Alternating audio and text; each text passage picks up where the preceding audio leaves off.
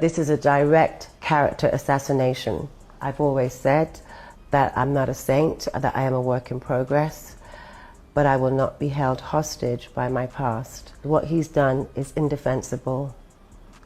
And when I heard of what he'd done, it sickened me to my stomach, just like everybody else, because I've had my fair share of sexual predators. So one of my best friends, she's not here today. She was human trafficked by Naomi Campbell. And Naomi is also Diddy's the godmother. So she started meeting with all these famous people, and they connected her with certain people. And then all of a sudden she's at these parties, and I see she's doing and getting out of control. And eventually I had to start rescuing her from parties. And then a few of the times I had to rescue her from Naomi Campbell's apartment. I just found out today about the findings, and I'm extremely concerned. And we are investigating on our side, as I was not in control of my charity. The relationship turned sour because Naomi was moving very, very weird with the things that she was saying about Elsa and who she was introducing to Elsa in regards to other men. Do you guys remember that conversation? And when she came out with the video, she spoke about it. She tried to expose Naomi, then she deleted everything, and her career has basically been derailed since. Possibly trying to traffic that influencer to multiple higher up executives because they had, or somebody had expressed some kind of interest in her, and therefore the relationship formed because of how they innocently met. Naomi thought that she could try to take advantage of her. Naomi Campbell is finally going down for everything she's been getting up to on her private island, after Ally Carter gave exclusive information to the feds about everything Naomi did. Apparently, she helped a lot of shady men to get away with their crimes, including Diddy, Epstein, and even African politicians. Everyone thought the fake charity scandal she was involved in not too long ago was the worst thing she could do, when the whole time, she was allegedly tricking unsuspecting women from Africa into Europe under the guise of modeling recruitment, only for them to be subjected to freak-offs they never signed up for. Okay, so as most of y'all know by now, Naomi has been mixed up with a lot of major controversies surrounding very questionable men, but somehow manages to get off without any consequences every time. She was actually name-dropped in the just-released Epstein files, but a lot of people didn't know about her because her team did a good job keeping her out of the spotlight till everything dies off. According to documents released by the DOJ, Naomi was on Epstein's island, and her name also popped up in several flight logs for his jet. A report even said she took 5 trips on the Lolita Express in 2001 and 2003. 2 of those trips started in the U.S. Virgin Islands, where Epstein owned an island infamously known for freak-offs, and a couple of the flights went to Sao Paulo, but it didn't end there. With just one simple Google search, you'll see several videos and photos of Jeffrey attending a lot of Victoria's Secret shows over the years. And apparently, he was there specifically for Naomi, and to sometimes pick up a few models to take back to his island. Models that Naomi supposedly already spoke to and convinced to go with him. But somehow, when everything about Epstein was exposed, Naomi swore she didn't have any personal relationship with him, and that she only knew him because her ex-boyfriend Flavio Briatore introduced them at her 31st birthday party back in 2001. I was introduced to him on my 31st birthday by my ex-boyfriend Flavio. He was always front and center at Victoria's Secret shows. Did you suspect what he was doing? No.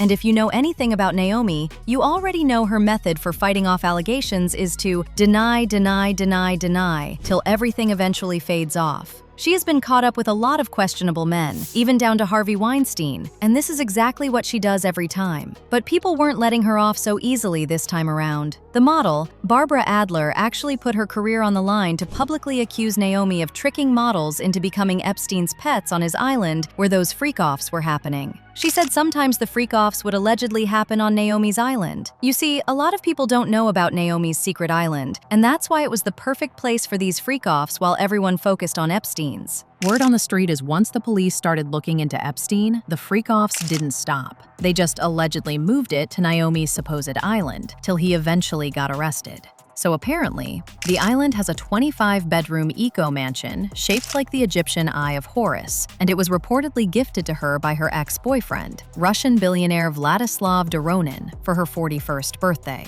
This creepy-looking island has been brought up a lot in this Epstein stuff, and looking back, it seems to make sense why. And to make matters even worse, right when she said all this, videos started resurfacing of Naomi going all the way down to Africa to scout for models, under the guise of recruiting. Some of them were also of her doing supposed charity work with little people. But after Barbara's allegations, people are wondering if all these people ended up on her island, or Epstein's island, for freak-offs they had no business participating in. So one of my best friends, she's not here today. She was human by Naomi Campbell. And Naomi is also Diddy's the godmother. So she started meeting with all these famous people, and they connected her with certain people, and then all of a sudden she's at these parties, and I see she's doing drugs and getting out of control, and eventually I had to start rescuing her from parties, and then a few of the times I had to rescue her from Naomi Campbell's apartment, sleep over, and then I would pick her up and bring her to her apartment because she was so high on So she tried everything. She had they provide the drug. So she would open her purse and it would just be everything, whatever you wanted. It was like a pharmacy. Who would open the purse? Oh, she would. Oh, she's like, what do you need, Babs? Do you need anything? I would say, I don't do anything. Oh, come on, just smoke a joint. But that's not all, y'all. People also brought up the infamous 2010 scandal when Naomi was dragged to court to testify against the former Liberian president, Charles Taylor, after he gave her illegal diamonds while she was staying at Nelson Mandela's house in South Africa. Now, just for a little context, Charles got arrested in 2006 and was charged with arming Sierra Leone's Revolutionary United Front rebels during the 1991 to 2002 Civil War. He trained and directed the rebels who brutally attacked Sierra Leone civilians, often cutting off their hands and legs. While Charles was committing all this horror, he got his hands on a lot of resources, including the diamonds he ended up giving to Naomi. Now, when Naomi first got asked about this, she denied everything and even walked out of the interview. But when she got summoned to court and questioned about the whole situation, she admitted that she did actually receive diamonds from Charles, and they were given to her by two random men who showed up at her place in the middle of the night. She also said she didn't keep the diamonds and that she donated them to a charity instead. You received a diamond from Charles. I didn't receive a diamond, and I'm not going to speak about that. Thank you very much.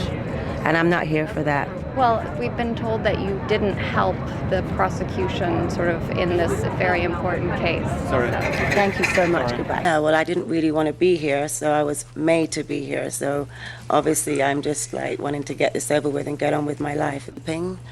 I had a knock at my door, and I opened my door, and two men were there and gave me a pouch and said, "A gift for you." Did you ask them who they were?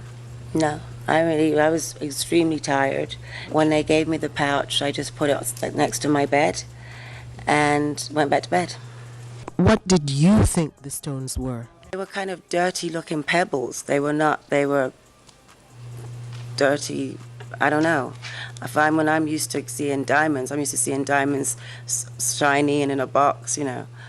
Someone hadn't said they were diamonds, I wouldn't have guessed right away that they were diamonds. Now, it's believed that everything she said was complete nonsense because her former assistant, Carol White, and actress Mia Farrow, who were both with Naomi on that trip, said Naomi knew exactly where the diamonds came from and that she was more than happy to accept them. Carol said Naomi was all over Charles the whole night and that when she got the diamonds, she was thrilled and even showed them off to her. One thing about Naomi, she'll get her hands dirty, then turn around to act innocent. But anyway, going back to the freak-offs, the rumors got even worse when people dragged the American-based Kenyan influencer Elsa Majimbo into it by bringing up a story she did a while back about how Naomi allegedly tried to set her to one of her industry buddies. Everything she said lined up very well with what Ali Carter said in her recent allegations. Elsa said as soon as she clocked what Naomi was trying to do, she made it very clear that she wasn't going to do it. That's when Naomi got mad and began working overtime to blackball her. And in case you're wondering, Elsa was just 19 when all this happened. To Nairobi to do some shopping. She was on holiday, but on a remote place. So she was in Nairobi doing shopping. And I texted her and she told me she's in Nairobi. So I was so excited to meet her. She was the first celebrity I was ever going to meet. Guys, I was through the roof. She texted me, she was like, "Hey, I'm here." She texted me the location. I went directly. I went with my brother. So my brother and I, we met her, we did some shopping. And as we're shopping, she's like, oh, you know, the plane that's taking us back actually has couple more seats. Do you and your brother want to join us on holiday?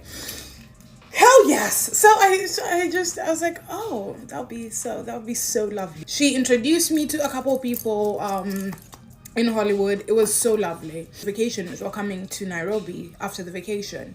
They were staying at the Kempinski. So I went to see them at the Kempinski when the whole thing was over. So I sat down with them. I was talking to one of them, and one of them was like, oh, it's so, like, how did you meet Naomi? And I was like, oh, no, I texted her on Instagram, blah, blah. And she was like, oh, yeah, she told us, like, she made you and she built you and she made your career. And I was like, what? No, that's not what happened. And I was like, you mean like helped me and like promoted me? And she was like, no, like what you have is because of her. And I was like, oh yeah, no, that didn't happen. The last time I'm speaking to you, have a nice life. And she hung up, which I was very saddened by the situation, right? But I was like, if that's how she truly feels, because I respect people's space. So I was like, if that's how she truly feels, fine, it's okay. So I let it go.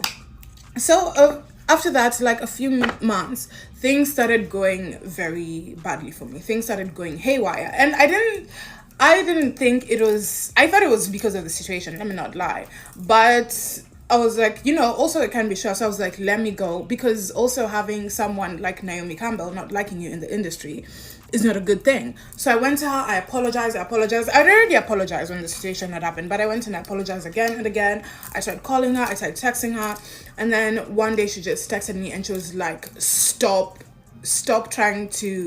calling me. I have a child to take care of. So after that, I just said, okay, there's nothing I can do about it. I started drinking. That's why I even quit alcohol. I started drinking. I started drinking a lot. Yeah. And then, because I wasn't sure why things were going so wrong and I couldn't put my finger on it. And then a few months later, I met Edward Enifel at a party, and Edward Enifel is oh my goodness, he's one of the people I adore the most. So I was like, oh my goodness, that's Edward, I have to go say hi. So I'm like, hey Edward, I'm such a big fan. And he looks at me, he's like, I know you. And then he said something that made me think the situation with Naomi was causing like some of the trials and tribulations I was currently going through. So all these allegations somehow got even more disturbing when Ali Carter stepped into the chat to also reveal how she was dragged to Epstein's island at just 15, and then later to Naomi's island for freak-offs. And before we get into it, just know these are genuinely some of the most disturbing things you'll hear today. Ali accused Diddy and Epstein of using people like Naomi to allegedly lure unsuspecting models and little people into disturbing freak-off sessions. And the crazy part is that these freak-offs weren't with just humans. It sometimes included animals. Ali claims they would sometimes be tied up with heavy metal chains while Illuminati rituals were performed on them. Now, she didn't specify where exactly these rituals were happening, but she said she saw all these things herself, and no one made it out of the same. That's if they even made it out at all. There are 3-4-year-olds that people take pride in sticking bars up. I don't think people are going to be able to stomach the fact that people tie 2, 3, 4, 5-year-old children to horse stables and have horses and dogs with them, and then they get off on that. I don't think people are going to be able to stomach the fact that people hang children upside down in satanic ritual abuse meetings, and they literally hang them.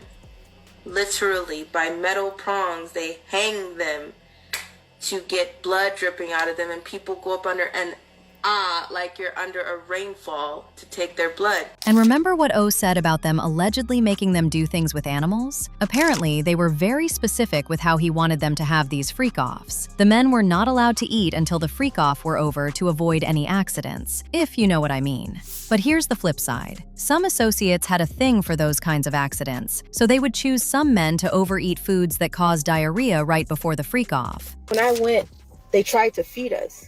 And I remember it because when Pig you night. have to do Say what? orders, jobs like that, you don't eat. You're not allowed to eat. You actually have to like starve yourself, because when you have to do those type of jobs, you can't eat because you will throw up. Really? If you are doing, or if you are a guy doing sex, you will shit everywhere. As usual, people had their thoughts, like this person who said, Naomi Campbell belongs in jail. She lies so much. So why did you keep going back and taking women with you? You knew exactly what you were doing and you were getting paid for it, allegedly. Another person said, Naomi Campbell has finally been exposed. She is clearly very involved in this saga. She thought she'd get away with it. She recruited girls, which has been said over and over again, but no, she's still not been questioned. Why? What kind of protection does she have? She is a liar. Hope she continues to be exposed. The truth will prevail. But now I want to know your thoughts. What do you think about Allie exposing Naomi for her alleged freak-offs? And do you really think all the things Allie is claiming she saw at those parties really happened how she said it happened? Let me know your thoughts in the comments section below. And don't forget to click here to watch this other messy video.